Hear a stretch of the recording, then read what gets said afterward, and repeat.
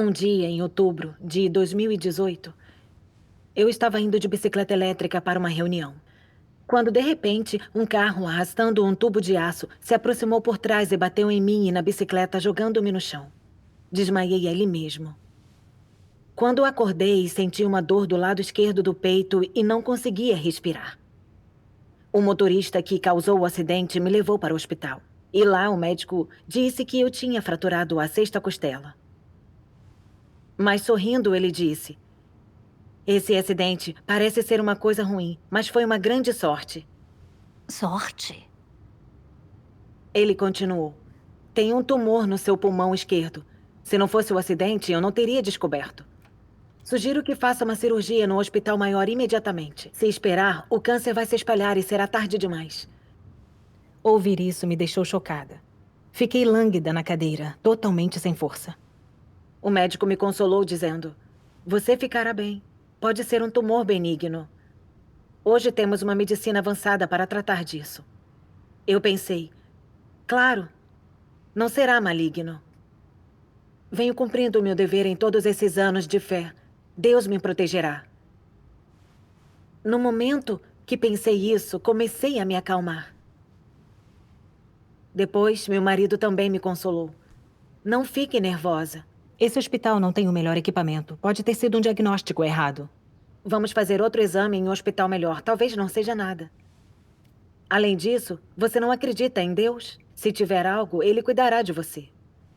Na época, achei que o médico estava enganado, que Deus não permitiria que eu tivesse câncer. 2 dias depois, meu irmão caçula e minha irmã me levaram a um hospital melhor.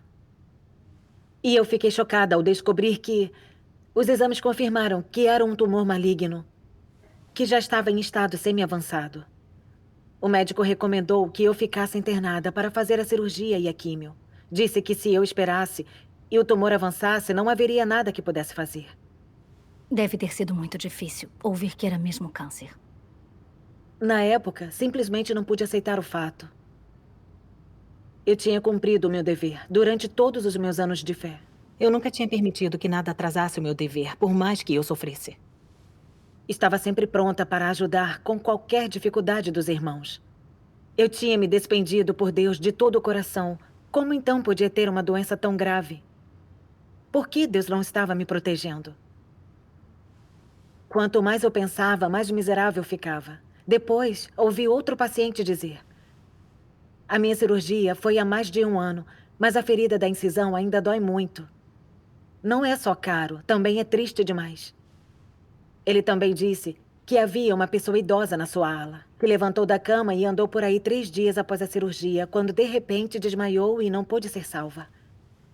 Ouvi-lo dizer isso foi muito desanimador.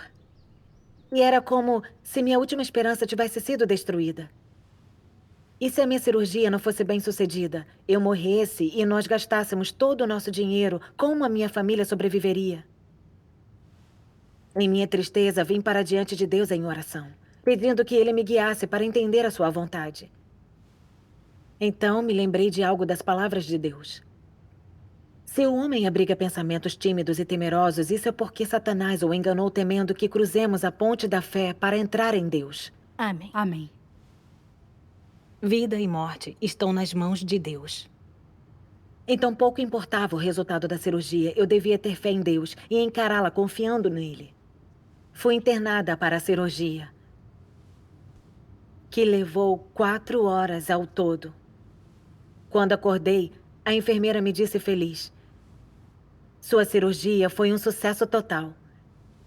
Eu não tinha dúvidas de que Deus tinha me protegido e lhe agradecia em silêncio. Após uns 20 dias, eu recebi alta do hospital. Quando cheguei em casa, fiquei surpresa ao descobrir que era difícil respirar depois de me tirarem do oxigênio tão depressa. Era como se só conseguisse expirar e não inspirar. A incisão começou a secretar um líquido e eu sentia muita dor. Se eu tossisse ao comer ou beber, tinha de chamar alguém em casa para me ajudar a cobrir a incisão. Se dormisse de costas, não conseguia respirar, então tinha de dormir sentada. Cada dia parecia uma eternidade. Eu me perguntava: por quanto tempo esses dias de miséria continuariam? E por que Deus não estava me protegendo? Por que eu estava sofrendo tanto? E pensei que, se tivesse de fazer químio, provavelmente seria muito pior. Fiquei tão fraca que cheguei a perder parte da minha fé em Deus. Quando lia suas palavras, não conseguia me aquietar diante dele e não tinha nada a dizer para ele em oração. Irmã, como foi que conseguiu sair desse estado? Um dia, uma líder da igreja me visitou e leu uma passagem das palavras de Deus para mim. Está no último parágrafo de: só ao experimentar o refinamento, o homem pode possuir o amor verdadeiro. Para todas as pessoas, o refinamento é excruciante e muito difícil de aceitar. Mas é durante o refinamento que Deus deixa claro seu caráter justo para o homem. Torna públicas suas exigências para o homem e oferece mais esclarecimento e mais tratamento e poda reais. Por meio do contraste entre os fatos e a verdade, ele ajuda o homem a conhecer-se melhor e lhe dá um entendimento maior da verdade e da vontade de Deus, permitindo assim que o homem tenha um amor a Deus mais verdadeiro e mais puro. Tais são os objetivos de Deus ao executar o refinamento.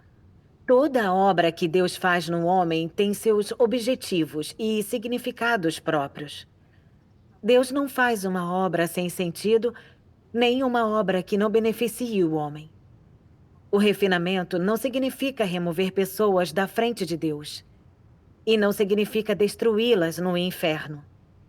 Antes, significa mudar o caráter do homem durante o refinamento. Mudar suas intenções, seus pontos de vista antigos.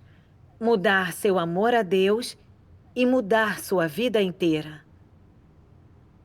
O refinamento é um verdadeiro teste para o homem e uma forma de treinamento real. E é só durante o refinamento que seu amor pode servir à sua função inerente. Amém. Amém. A líder compartilhou esta comunhão. Quando enfrentamos uma doença séria, enfrentamos porque Deus permite. Ele quer purificar, mudar nossos caracteres corruptos e nossas adulterações e motivos equivocados. Como crentes, quando nos sentimos bem fisicamente, cumprimos nosso dever com entusiasmo. Mas quando adoecemos e sofremos, não entendemos Deus e o culpamos. Isso não é uma atitude transacional em relação a Deus? Que submissão a Ele é essa? Ao ouvir as palavras de Deus e a comunhão da líder, fiquei muito envergonhada. Eu não estava passando pela doença porque Deus queria que eu sofresse, mas para me purificar e transformar. Eu não estava aprendendo uma lição nem refletindo sobre mim mesma. Em vez disso, estava culpando a Deus por não me proteger. Vi que eu era muito insensata. Sim. Mais tarde, li isto nas palavras de Deus. Deus os via como membros da família. Contudo, eles o tratavam como um estranho. Porém, após um período da obra de Deus, os homens entenderam os objetivos de Deus e sabiam que Ele era o Deus verdadeiro. E passaram a saber também o que poderiam obter de Deus. Como as pessoas consideravam Deus nessa época? Elas o viam como uma corda salva-vidas. E esperavam que Ele concedesse sua graça, suas bênçãos e promessas. Nessa época, como Deus considerava o homem? Deus o via como alvo de sua conquista. Deus queria usar palavras para julgar o homem, testar o homem, dar provações ao homem. No entanto, no que diz respeito às pessoas, nessa época, Deus era apenas um objeto que elas podiam usar para alcançar os próprios objetivos. As pessoas viam que a verdade emitida por Deus podia conquistá-las e salvá-las. Que elas tinham a oportunidade de obter as coisas que queriam de Deus e também obter dele o destino que queriam. Daí, um pouquinho de sinceridade formou-se em seu coração, tornando-as dispostas a seguir esse Deus. Com relação à presente condição do homem, qual é a atitude de Deus para com ele? O único desejo de Deus é dar essas verdades ao homem e imbuir o seu caminho no homem. E então arranjar várias circunstâncias a fim de provar o homem de diferentes maneiras. Seu objetivo é pegar essas palavras essas verdades e a sua obra e criar um desfecho em que o homem possa temer a Deus e evitar o mal. A maioria das pessoas que eu vi só tomam as palavras de Deus e as veem como doutrinas, letras em papel e regulamentos. Em suas ações e em seu discurso, ou quando enfrentam provações, elas não consideram o caminho de Deus como o caminho que devem observar. Isso é verdade, principalmente quando as pessoas se deparam com grandes provações. Não vi nenhuma dessas pessoas praticando na direção de temer a Deus e evitar o mal. Por isso, a atitude de Deus para com o homem está repleta de abominação e aversão extremas. Amém. Amém. Amém. As palavras de Deus revelaram meu estado com precisão. Eu não era uma crente que buscava a verdade ou que queria alcançar temor e obediência a Deus. Era só para ganhar sua graça e bênçãos em troca do meu sofrimento e trabalho árduo. Pensando bem, desde que me converti, eu vinha tratando Deus como um tipo de talismã mágico. Achando que, contanto que me despendesse por Deus, Ele me protegeria e abençoaria. Quando tinha saúde e minha família estava bem, eu estava disposta a aceitar qualquer dever que a igreja arranjasse para mim. Eu suportava tudo e transbordava de fé. Mas quando descobri que estava com câncer de pulmão, eu me lancei em negatividade e culpei Deus. Eu o entendi errado. Pensando que Ele deveria me proteger por causa do meu trabalho árduo, que eu não deveria ter uma doença séria. Vi que estava usando meus sacrifícios para negociar com Deus, para lutar contra Ele. Que tipo de reverência era essa? Deus me acolheu em sua família, me fez objeto de sua salvação. Mas eu o tratava como meu bote salva-vidas. Só queria me beneficiar dele. Que tipo de crente era eu? Isso nada era senão fazer acordos com Deus, usá-lo e enganá-lo. Eu era egoísta e desprezível. Ao longo de todos esses anos de fé, eu tinha recebido tanta paz e tantas bênçãos dele, e tinha desfrutado da rega e do sustento de suas palavras. Ele tinha me concedido tanto. Eu não só não estava retribuindo seu amor, como estava exigindo coisas dele a cada passo. Quando não recebia o que queria, eu o entendia errado e me queixava. Eu realmente carecia de consciência e razão. Foi quando eu percebi que tinha adoecido para que Deus pudesse corrigir minha perspectiva errada sobre buscar bênção em minha fé e para que eu me tornasse capaz de buscar a verdade e me livrar dessas corrupções e impurezas. Era o amor de Deus. Graças a Deus.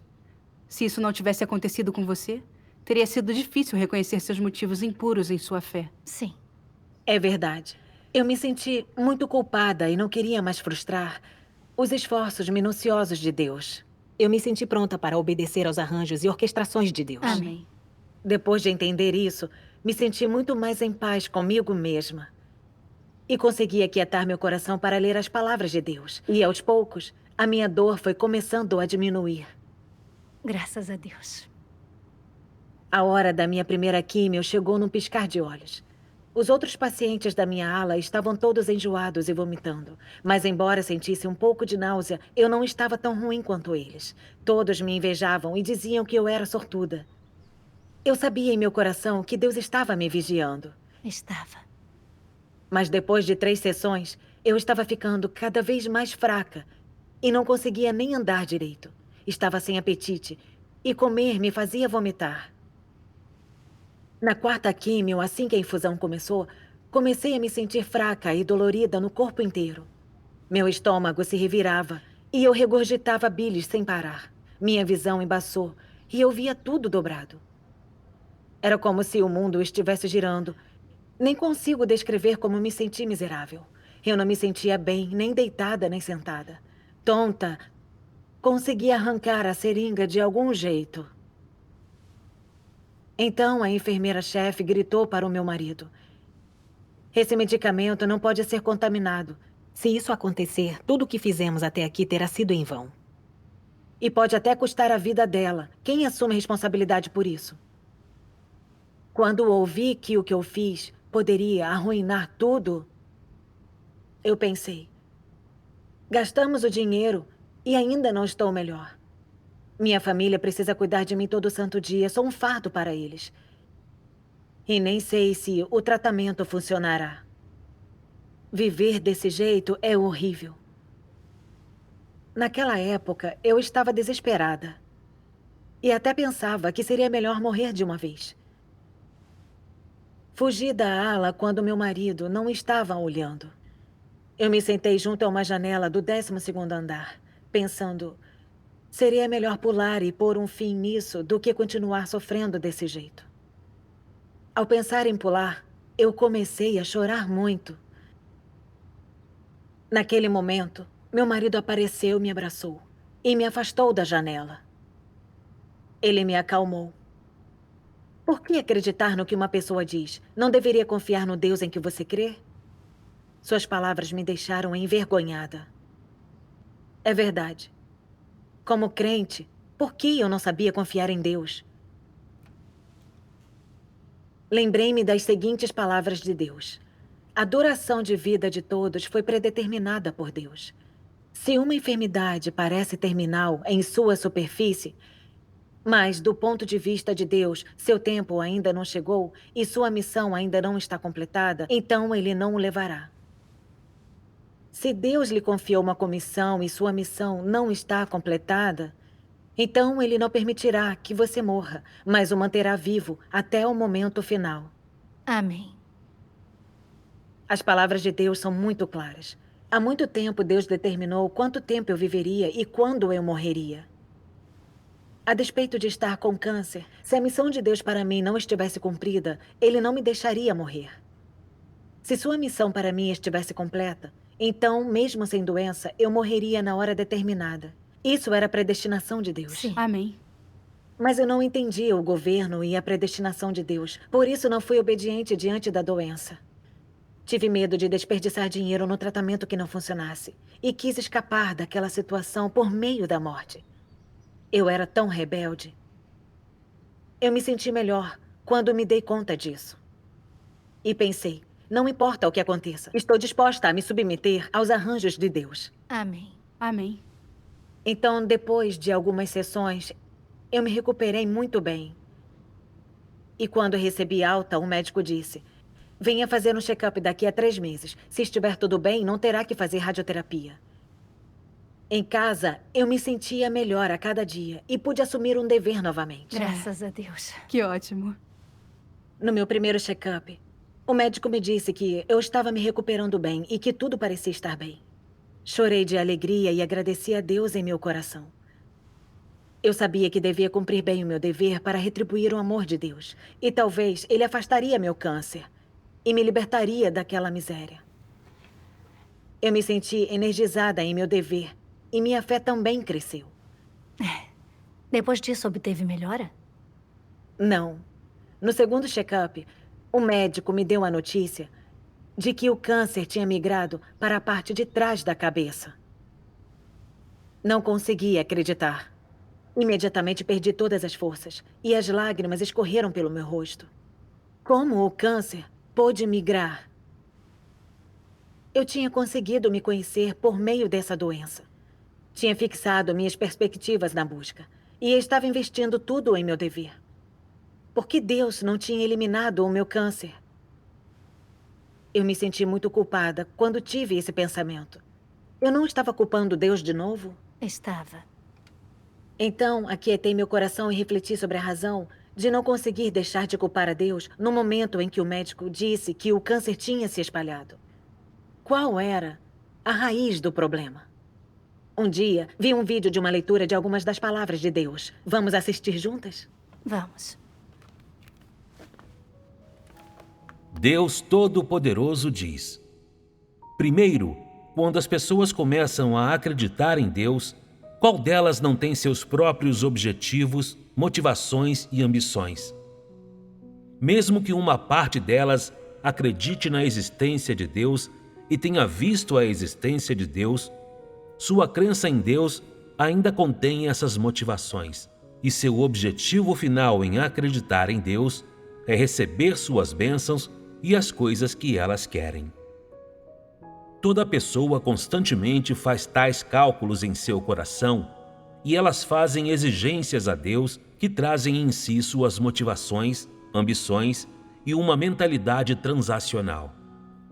Isto quer dizer que, em seu coração, o homem está constantemente colocando Deus à prova, constantemente concebendo planos sobre Deus e constantemente argumentando a favor do seu próprio fim individual com Deus, e tentando extrair uma declaração de Deus, vendo se Deus pode ou não dar a ele o que ele quer. Ao mesmo tempo em que busca a Deus, o homem não trata a Deus como Deus. O homem sempre tentou fazer acordos com Deus, fazendo exigências incessantes a ele, e até mesmo pressionando-o a cada passo, tentando tomar 1 quilômetro depois de receber 1 centímetro. Ao mesmo tempo em que tenta fazer acordos com Deus, o homem também discute com ele. E há até mesmo pessoas que, quando as provações lhes sobrevêm ou se encontram em certas situações, frequentemente se tornam fracas, passivas e negligentes em sua obra, e cheias de reclamações sobre Deus.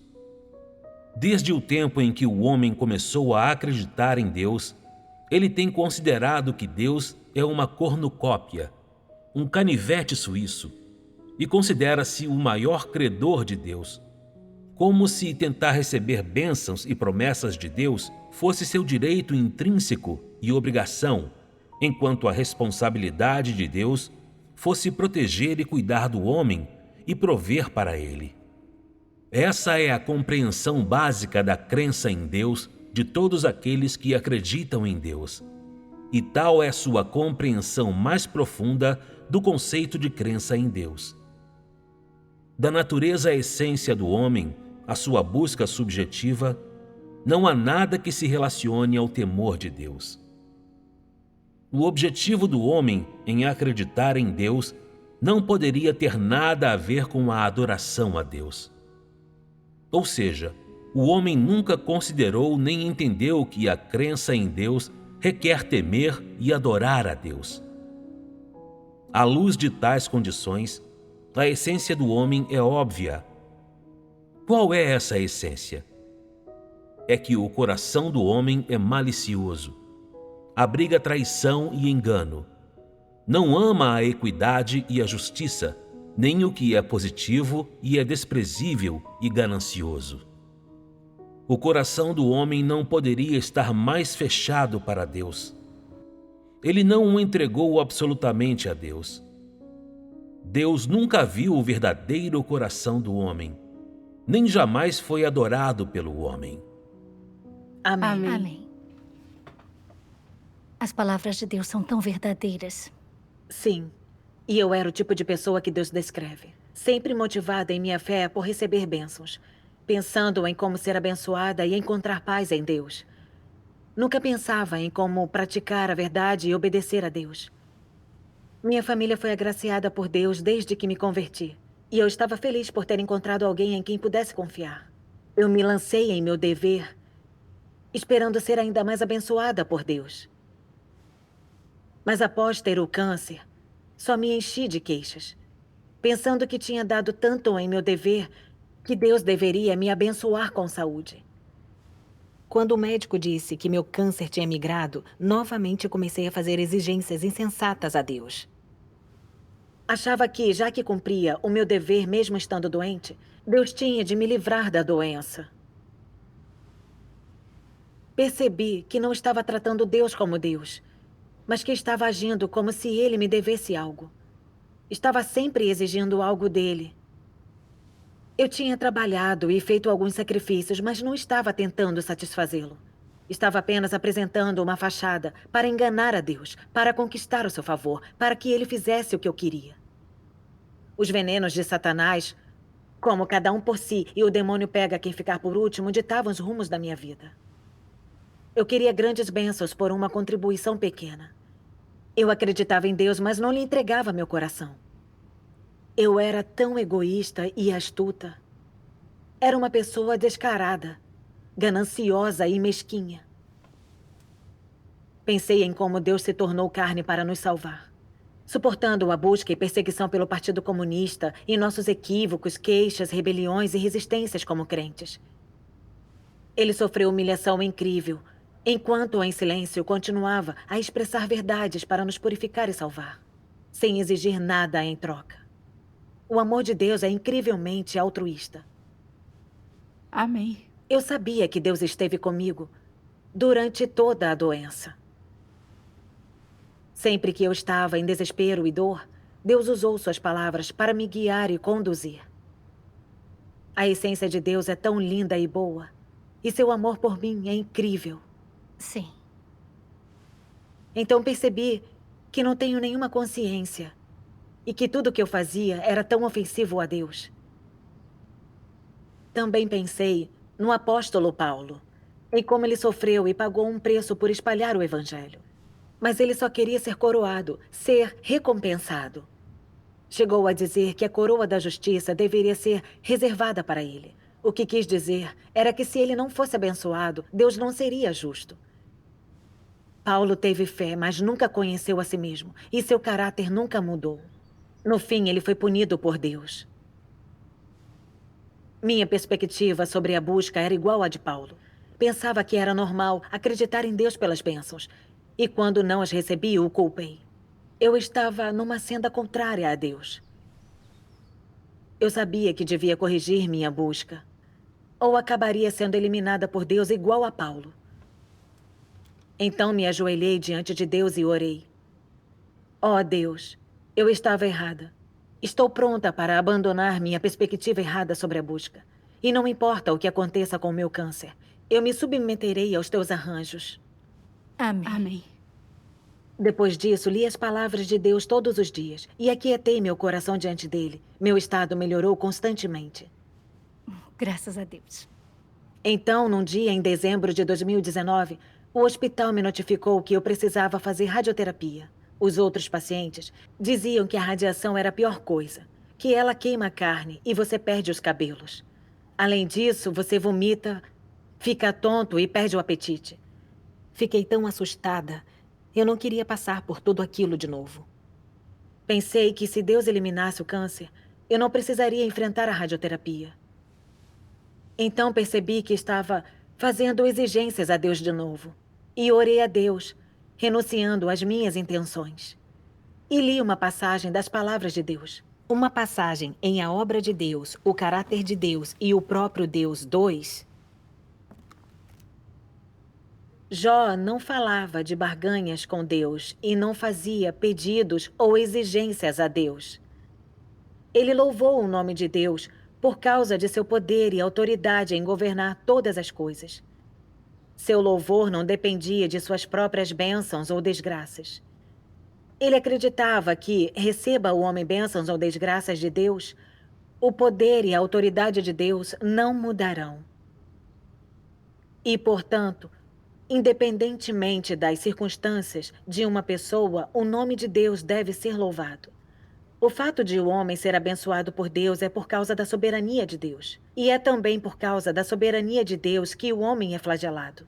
O poder e a autoridade de Deus governam e arranjam tudo referente ao homem. Os caprichos do destino são manifestações do poder e da autoridade de Deus. Independentemente do ponto de vista da pessoa, o nome de Deus deve ser louvado. Foi isso que Jó experimentou e aprendeu durante a sua vida. Todos os pensamentos e ações de Jó alcançaram os ouvidos de Deus e chegaram diante de Deus e foram vistos como importantes por Deus. Deus apreciou esse conhecimento de Jó e valorizou Jó por ter tal coração. Esse coração aguardava a ordem de Deus a qualquer momento e em qualquer lugar, e estava pronto para receber tudo o que ocorresse com ele. Jó não fez exigências a Deus. O que ele exigia de si mesmo era esperar, aceitar, encarar e obedecer a todos os arranjos que vieram de Deus. Jó acreditava que esse era seu dever e era exatamente o que era desejado por Deus. Amém. Amém. Amém. Ao ponderar sobre as palavras de Deus, fiquei muito comovida. Jó tinha reverência verdadeira por Deus. Não importava se Deus lhe dava bênçãos ou desastres. Ele obedecia aos arranjos de Deus sem fazer exigências ou requerimentos. Foi um teste para ele. Todo seu corpo se cobriu de chagas. Ele sofreu dores terríveis. Mas ele amaldiçoou o dia de seu nascimento em vez de culpar a Deus, dando testemunho de Deus e humilhando Satanás. Amém. Eu queria seguir o exemplo de Jó e dar testemunho para satisfazer a Deus. Não importava o quanto eu sofresse por causa da radiação, se eu melhorasse ou piorasse. Eu estava pronta para me submeter ao que Deus arranjasse e mesmo que eu morresse, não me queixaria. Amém. Amém. Depois do primeiro tratamento, senti um pouco de náusea. Mas ainda conseguia levar a vida como sempre, comendo e me locomovendo. Todos os outros pacientes se surpreenderam e um disse: "É incrível. Todos estamos recebendo o mesmo tratamento. Por que você parece não ser afetada?" Em silêncio, dei graças a Deus por isso. Graças a Deus. Depois de 45 dias de radioterapia, meu médico olhou para os resultados dos exames e, surpreso, disse: "Ei, parece que o seu câncer sumiu. Será que meus olhos estão me enganando?" Ele chamou o chefe do departamento para olhar. Outros médicos também vieram ver e todos se maravilharam. Não havia traço de câncer, nem qualquer inchaço. Eles me disseram que no dia seguinte eu poderia receber alta e voltar para casa para me recuperar. Fiquei comovida. Meus olhos se encheram de lágrimas e mal conseguia enxergar. Estava muito claro para mim que isso era um milagre de Deus. Sim. Também vi que a minha vida e que a minha morte estão nas mãos de Deus. Verdade. Amém. Passei por todo esse refinamento da doença. Sofri muito e derramei muitas lágrimas. E tive alguns equívocos e queixas sobre Deus, mas foi graças ao câncer que vim a entender como minha busca por bênçãos estava manchando minha fé e que desenvolvi alguma obediência a Deus. Também vi os efeitos milagrosos de Deus e sua salvação para mim. E foi por meio da minha doença que experimentei o amor e as bênçãos de Deus. Sou muito grata a Deus. Graças a Deus. Não importa se o que me aguarda for bênção ou desastre. Estou pronta para me colocar nas mãos de Deus e aceitar o que Ele arranjar. Para cumprir o dever como um ser criado para retribuir o amor de Deus. Amém. Amém. Graças a Deus.